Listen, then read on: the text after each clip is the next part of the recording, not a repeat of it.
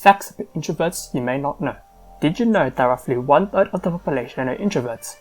These type of people are assumed to be quiet and prefer to spend more time alone than with people.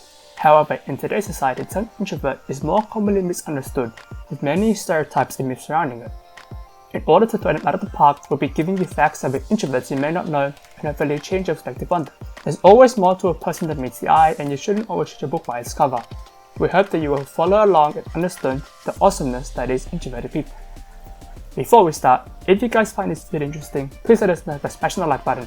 And if you enjoyed the contents of our video playlist and want to see more, just click subscribe and don't forget to turn the notification bell to get the latest updates.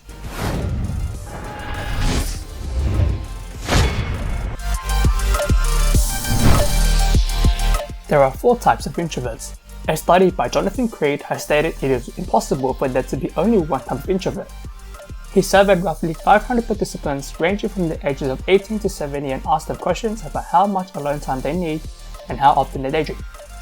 From the answers he gathered, Creed created a model that spells the acronym STAR that explains the 4 different types of introverts that exist. The first one is social. Social introversion is what is mainly accepted by society and as well being as the archetypal definition of introvert. People who identify as social introverts for small groups over large ones or just want to be alone. According to Creed, they like to stay at home with a book or computer or hang out with close friends instead of going to parties with many unfamiliar faces. It's different, however, from shyness because there's no anxiety attached to their driven needs of solitude. The second is thinking. Thinking introversion is one of the newer concepts of introversion today. People who identify as thinking introverts are introspective, thoughtful and self-reflective, unlike social introverts that don't have a strong need to stray from large social scenes. They are often avid daydreamers with rich imaginations and a high capacity for creativity. Next comes anxious. Anxious introverts seek time to be alone because they often feel awkward and self-conscious. Unlike social introverts, anxious introverts experience painful shyness when they're around new people. The anxiety doesn't necessarily go away either when they're alone because they let things play out over and over again in their heads over what could have gone or went wrong. Last but not least, there are restrained introverts. People who identify as restrained introverts function on a slower pace and prefer to think before they speak and act. They are also known to be reserved. Restrained introverts take time to get things going because they don't let impulse affect their decision making. Introverts use a different side of their nervous system. As opposed to extroverts who use the sympathetic side of the nervous system, the introverts use the parasympathetic. What this means is that the parasympathetic side is the one that prefers rest, relaxation, and not contemplation. The sympathetic side is basically just a full throttle go go go kind of area. It should be said that one side is not better than the other, of course.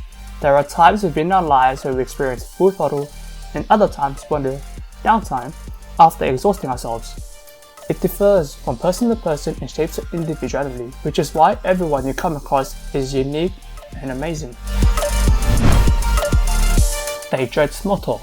Psychologist Laurie Helge, author of Introvert Power, Why Your Inner Life is Your Hidden Strength, states that small talk blocks honest interaction. Introverts might come off as being interested in others. However, they don't like taking part in small talk, but they only dread it because of the barriers it creates between them and others. Introverts want to feel connected. However, they prefer to make connections through authenticity. Deep and meaningful conversations are what they often crave, for that help lower the walls. To ensure that they are minimizing risk and maximizing reward. You should maybe even be 10 times happier when an introvert chooses to move forward with you. They are saying, hey, I've thought about this like a bazillion times, and you're worth all the risk. It's kinda romantic, don't you think? Who am I kidding though? This trait always makes them valuable in the workforce, as they are able to give quite thorough risk assessments and inform on what tasks are worth taking and what really aren't. And that's a big asset in this day and age if you ask me. Introverts like the rain. As weird as it may sound, just a simple pitter-patter is enough to trap an introvert into a deep state of concentration. Rain creates white noise that often attracts introverts because of the opportunities within solitude.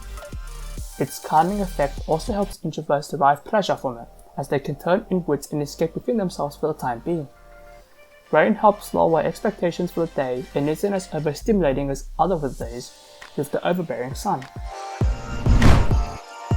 Attempting to be an extrovert can affect the performance negatively.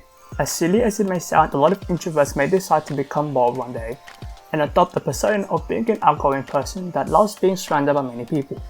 No, seriously, don't try this. if you're an introvert because it has some serious consequences. Researchers discovered that introverted participants who act extroverted have shown slower reaction times on cognitive tests than introverts who are allowed to be themselves. This is because the time introverts spend pretending to be people they aren't causes depletion that distracts and disrupts their usual performance. It's important to realize and acknowledge this since the world is so used to try to promote introverts into becoming extroverts.